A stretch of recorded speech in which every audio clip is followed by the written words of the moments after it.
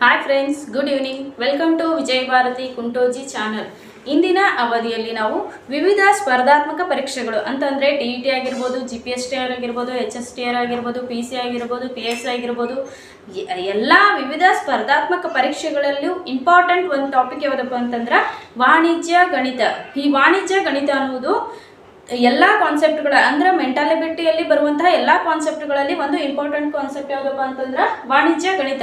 ಅದೇ ರೀತಿಯಾಗಿ ಈ ವಾಣಿಜ್ಯ ಗಣಿತವನ್ನು ಕೇವಲ ನಾವು ಎಕ್ಸಾಮಲ್ಲಿ ಪಾಸ್ ಆಗಬೇಕು ಅಂಥೇಳಿ ಅಥವಾ ಸ್ಕೋರ್ ಮಾಡಬೇಕಂತ ತಿಳ್ಕೊಳ್ಳೋದಷ್ಟೇ ಅಲ್ಲದೆ ನಮ್ಮ ದಿನನಿತ್ಯ ಜೀವನದಲ್ಲಿ ವ್ಯಾವಹಾರಿಕವಾಗಿಯೂ ಕೂಡ ನಾವು ಯಾವುದೇ ಮೋಸಗೊಳ್ಳಬಾರ್ದು ಅಂತಂದರೆ ಈ ವಾಣಿಜ್ಯ ಗಣಿತದ ಕುರಿತು ನಮಗೆ ಜ್ಞಾನ ಇರಲೇಬೇಕಾಗುತ್ತದೆ. ಹಾಗಾದರೆ ವಾಣಿಜ್ಯ ಗಣಿತದಲ್ಲಿ ಬರುವಂಥ ಕಾನ್ಸೆಪ್ಟ್ಗಳು ಯಾವಪ್ಪ ಅಂತಂದರೆ ಲಾಭ, ನಷ್ಟ, ಶೇಕಡ ಲಾಭ, ಶೇಕಡ ನಷ್ಟ, ಮಾರಿದ ಬೆಲೆ, ಕೊಂಡ ಬೆಲೆ, ಈ ರೀತಿಯಾಗಿ ಏನಪ್ಪ ಅಂತಂದ್ರೆ ಈ ಎಲ್ಲ ಕಾನ್ಸೆಪ್ಟ್ಗಳನ್ನು ತಿಳಿದುಕೊಂಡ್ರೆ ಏನು ಮಾಡ್ಬೋದಪ್ಪ ಅಂತಂದ್ರೆ ಸ್ಪರ್ಧಾತ್ಮಕ ಪರೀಕ್ಷೆಗಳಲ್ಲಿ ಸ್ಕೋರು ಮಾಡ್ಬೋದು. ಅದೇ ರೀತಿಯಾಗಿ ನಮ್ಮ ದಿನನಿತ್ಯ ಜೀವನದಲ್ಲಿ ಕೂಡ ಏನಪ್ಪ ಅಂತಂದ್ರೆ ವ್ಯವಹಾರಗಳನ್ನು ನಾವು ಸರಾಗವಾಗಿ ಮಾಡ್ಬೋದು. ನೋಡ್ರಿ, ಮೊದಲಿಗೆ ಲಾಭ ಎಂದರೇನು?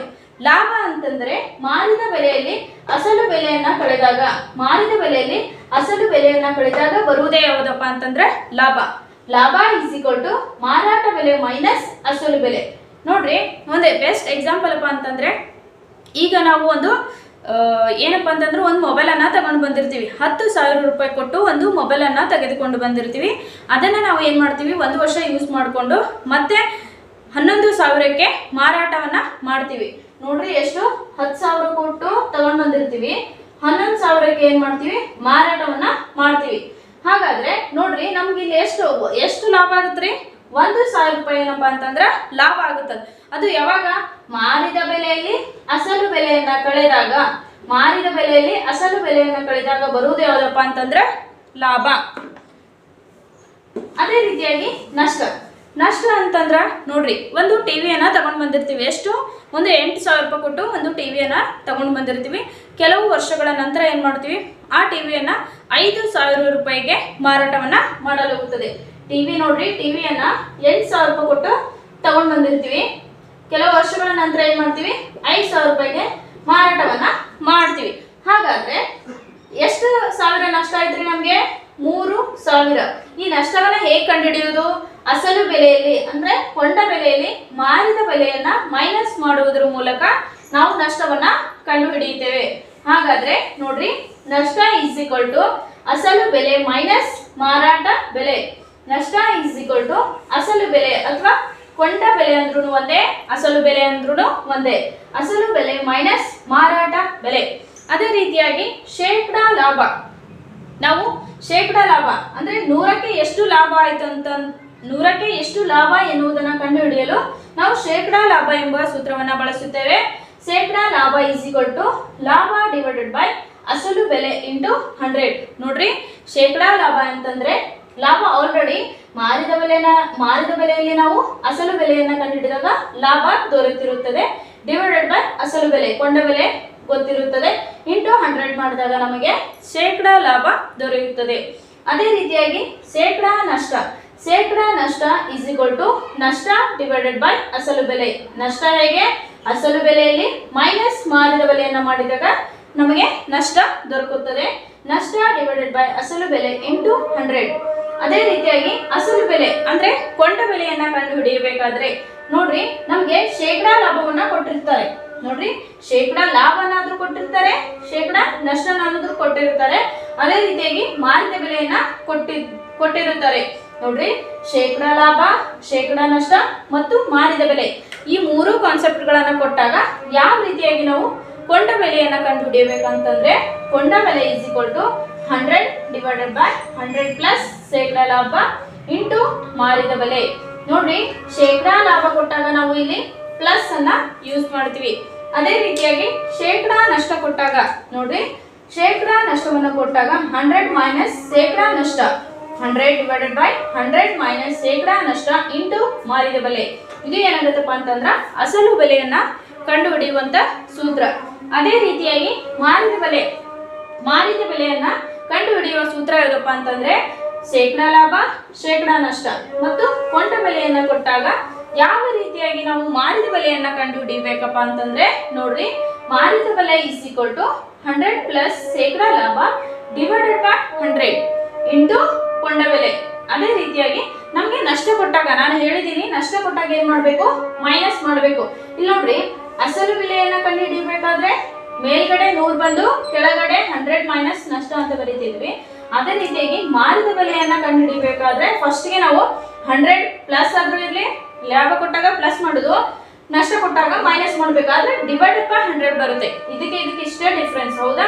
ಅದೇ ರೀತಿಯಾಗಿ ಕೊಂಡ ಬೆಲೆನ ಈ ಕಡೆ ಹಾಕಿದ್ರೆ ಕೊಂಡ ಬೆಲೆ ಆಗುತ್ತದೆ. ಈ ಮಾರಿದ ಬೆಲೆ ಕಂಡು ಹಿಡಬೇಕಾದ್ರೆ ಕೊಟ್ಟಂತ ಕೊಂಡ ಬೆಲೆನ ಇಲ್ಲಿ ಬರೀಬೇಕಾಗುತ್ತದೆ. ನೋಡ್ರಿ, ಮಾರಿದ ಬೆಲೆ ಇಸ್ ಈಕ್ವಲ್ ಟು 100 ಮೈನಸ್ ಶೇಕಡಾ ನಷ್ಟ divided by 100 is equal into ಕೊಂಡ ಬೆಲೆ. ಈ ರೀತಿಯಾಗಿ ಈ ಎಲ್ಲಾ ಸೂತ್ರಗಳು ಗೊತ್ತಿದ್ದಾಗ ಮಾತ್ರ ನಾವೇನ್ ಮಾಡ್ಬೋದು, ವಾಣಿಜ್ಯ ಗಣಿತಕ್ಕೆ ಸಂಬಂಧಪಟ್ಟಂತಹ ಪ್ರಶ್ನೆಗಳಿಗೆ ಅಂದ್ರೆ ಸಮಸ್ಯೆಗಳಿಗೆ ನಾವು ಉತ್ತರವನ್ನ ಕಂಡು ಹಿಡಿಯಬಹುದು. ನೋಡ್ರಿ, ಹಾಗಾದ್ರೆ ಒಂದು ಸಮಸ್ಯೆಯನ್ನ ಬಿಡಿಸೋಣ. ನೋಡ್ರಿ, ಮೊದಲನೇ ಪ್ರಶ್ನೆ ಯಾವ ರೀತಿಯಾಗಿದೆ ಅಂದ್ರೆ ನೋಡ್ರಿ, ಕಿರಣನು ತನ್ನ ಮಾಸಿಕ ಆದಾಯದ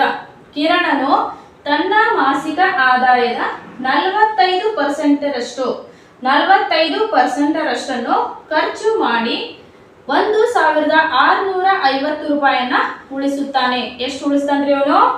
1650 ರೂಪಾಯಿಯನ್ನ ಉಳಿಸುತ್ತಾನೆ. ಕಿರಣನ ಮಾಸಿಕ ಆದಾಯವನ್ನ ಕಂಡುಹಿಡಿಯಿರಿ ಅಂತ ಹೇಳ್ತಾರೆ. ನೋಡ್ರಿ, ಕಿರಣನದು ಪೇಮೆಂಟ್ ಅಂದ್ರೆ ಮಾಸಿಕ ಆದಾಯ ಎಷ್ಟು ಅಂತ ಗೊತ್ತಿಲ್ಲ, ಆದ್ರೆ ಅದರ ಮಾಸಿಕ ಆದಾಯದ 45% ರಷ್ಟು ಏನ್ ಮಾಡ್ತಾನ ಅವನು ಖರ್ಚು ಮಾಡಿ ಉಳಿದಿದ್ದು ಎಷ್ಟಪ್ಪ ಅಂತಂದ್ರ 1650 ರೂಪಾಯಿ. ಆದರೆ ಮಾಸಿಕ ಆದಾಯವನ್ನ ಕಂಡುಹಿಡಿಯಿರಿ ಅಂತ ಹೇಳ್ತಾರೆ. ನೋಡ್ರಿ, ನಾವು ಶೇಕಡಾ ಕೊಟ್ಟಾಗ ಮೊದಲಿಗೆ ಶೇಕಡಾ ಅಂದ್ರೆ ಏನ್ರಿ? 100ಕ್ಕೆ ಎಂದರ್ಥ, ಹೌದಾ? ಇಲ್ಲಿ 100ರಲ್ಲಿ ಎಷ್ಟರಷ್ಟು ಖರ್ಚು ಮಾಡಿದನ್ರಿ ಅವನು? 45% ಖರ್ಚು ಮಾಡಿದಾನೆ, ಹೌದಾ? ಹಾಗಾದ್ರೆ ಉಳಿದಿದ್ದು ಎಷ್ಟು? 55. 100ರಲ್ಲಿ 45 ಹೋದ್ರೆ ಎಷ್ಟ್ರಿ? 55, ಹೌದಾ? ಹಾಗಾದ್ರೆ ಕಿರಣನ ಮಾಸಿಕ ಆದಾಯ ನಮಗೆ ಗೊತ್ತಿಲ್ಲ. ಹಾಗಾದ್ರೆ ಕಿರಣನ ಮಾಸಿಕ ಆದಾಯ ಏನಾಗಿರ್ಲಿ? X ಆಗಿರಲಿ, ಹೌದಾ? ಕಿರಣನ ಮಾಸಿಕ ಆದಾಯ X ಆಗಿರಲಿ. ಈ X ದ 55% ನೋಡ್ರಿ, ಉಳಿದಿದ್ದು ಎಷ್ಟು?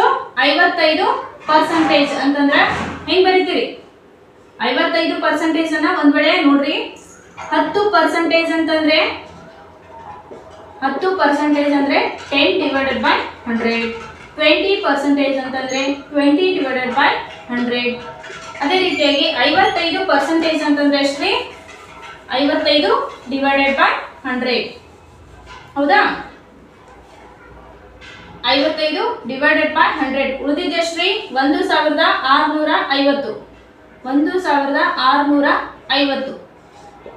ಇದು ಏನಪ್ಪಾ ಅಂತಂದ್ರ ಪ್ರಶ್ನೆ ಪ್ರಕಾರ ನಾವು ಬರ್ಕೊಂಡಂಗಾಯ್ತು ದತ್ತಾಂಶವನ್ನು.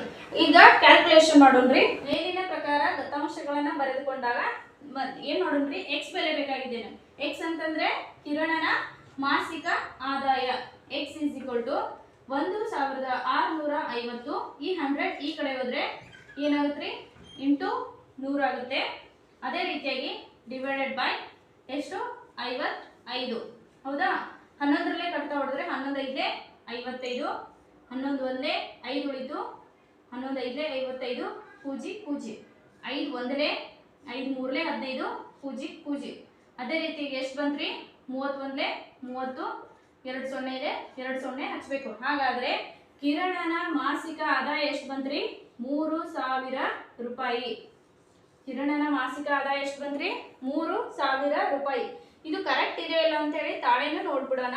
ನೋಡ್ರಿ, ಆದಾಯದ 45% ಅಷ್ಟು. ನೋಡ್ರಿ, ಕಿರಣನ ಆದಾಯದ 45% ಅಷ್ಟು ಏನ್ ಮಾಡ್ತಾನೆ ಅವನು?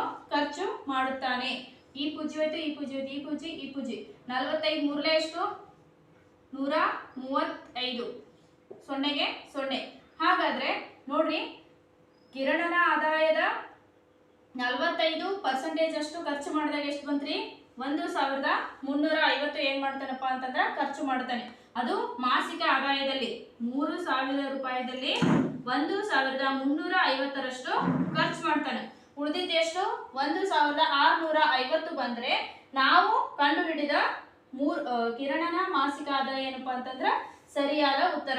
ನೋಡ್ರಿ, 0 ಹೋಯ್ತು, 10ರಾಗ 5 ಹೋದ್ರೆ 5, 10ರಲ್ಲಿ 4 ಹೋದ್ರೆ 6, 3ರಲ್ಲಿ 2 ಹೋದ್ರೆ 1. 1650 ಏನಪ್ಪಾ ಅಂತಂದ್ರ ಅವನು ಉಳಿಸುತ್ತಾನೆ. ಹಾಗಾದ್ರೆ ಈ ಪ್ರಶ್ನೆಗೆ ಸರಿಯಾದ ಉತ್ತರ ಯಾವ್ದಪ್ಪ ಅಂತಂದ್ರ ಕಿರಣನ ಮಾಸಿಕ ಆದಾಯ ಎಷ್ಟು? 3000 ರೂಪಾಯಿ. ಅದೇ ರೀತಿಯಾಗಿ ಮುಂದಿನ ಪ್ರಶ್ನೆ ಯಾವ್ದಪ್ಪ ಅಂತಂದ್ರೆ 60 ಮೀಟರ್ಗಳ ಶೇಕಡಾ ಎಷ್ಟರಷ್ಟು? 12 ಮೀಟರ್ಗಳು. ನೋಡ್ರಿ, ಇದೇ ರೀತಿಯ ಪ್ರಶ್ನೆಯನ್ನ ಮೊನ್ನೆ ನಡೆದಂತಹ ಏಪ್ರಿಲ್ 29, 2023 ನಡೆದ ನವೋದಯ ಎಕ್ಸಾಮ್ ಅಲ್ಲೂ ಕೂಡ ಏನಪ್ಪಾ ಅಂತಂದ್ರ ಈ ರೀತಿಯಾದ ಪ್ರಶ್ನೆಯನ್ನ ಕೇಳಲಾಗಿತ್ತು. ನೋಡ್ರಿ, 60 ಮೀಟರ್ಗಳ ಶೇಕಡಾ ಎಷ್ಟರಷ್ಟು? ಶೇಕಡಾ ಎಷ್ಟಂತ ಗೊತ್ತಿಲ್ಲ, ನಾವು ಎಕ್ಸ್ ಅಂತ ಬರ್ಕೊಳ್ಳೋಣ. ಶೇಕಡಾ ಎಷ್ಟರಷ್ಟು? 12 ಮೀಟರ್ಗಳು. ಹೌದಾ? ಈ ರೀತಿಯಾಗಿ ನಾವು ದತ್ತಾಂಶವನ್ನು ಬರೆದುಕೊಂಡಾಗ ನಮಗ್ ಬೇಕಾಗಿದೆ ಏನು? ಶೇಕಡಾ ಎಷ್ಟರಷ್ಟು, ಅದು ಗೊತ್ತಿಲ್ಲ, ಎಕ್ಸ್. ಹೌದಾ? ಎಕ್ಸ್ ಕಂಡು ಹಿಡಿಬೇಕಪ್ಪ ಅಂತಂದ್ರೆ ಇದು 100 ಇದ್ದಿದ್ದು ಈ ಕಡೆ ಹೋದ್ರೆ ಇಂಟು ಆಗುತ್ತೆ. ಅದೇ ರೀತಿ ಇಂಟು ಇದ್ದಿದ್ದು ಈ ಕಡೆ ಬಂದ್ರೆ divided by.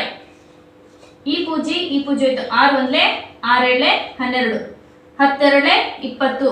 X is equal to ಎಷ್ಟು ಬಂತು? 20. ನೋಡ್ರಿ, ಈ ಪ್ರಶ್ನೆಗೆ ಸರಿಯಾದ ಉತ್ತರ ಏನಪ್ಪಾ ಅಂತಂದ್ರೆ ಎಕ್ಸ್ ಇಸ್ ಈಕ್ವಲ್ ಟು 20. 60 ಮೀಟರ್ಗಳ ಶೇಕಡಾ 20ರಷ್ಟು ಎಷ್ಟಾಗುತ್ತದೆ? 12 ಮೀಟರ್ಗಳು. ಹಾಗಾದ್ರೆ ಇಲ್ಲಿಯವರೆಗೆ ನಾನು ಹೇಳಿಕೊಟ್ಟಿರುವಂತಹ ಕಾನ್ಸೆಪ್ಟ್ ನಿಮಗೆ ಇಷ್ಟವಾಗಿದ್ದರೆ ಸಬ್ಸ್ಕ್ರೈಬ್ ಮಾಡಿ, ಲೈಕ್ ಮಾಡಿ, ಶೇರ್ ಮಾಡಿ. ಏನಾದರೂ ಡೌಟ್ಸ್ ಇದ್ರೆ ಕಮೆಂಟ್ ಬಾಕ್ಸ್ ಅಲ್ಲಿ ಹಾಕಿ. Thanks for video watching.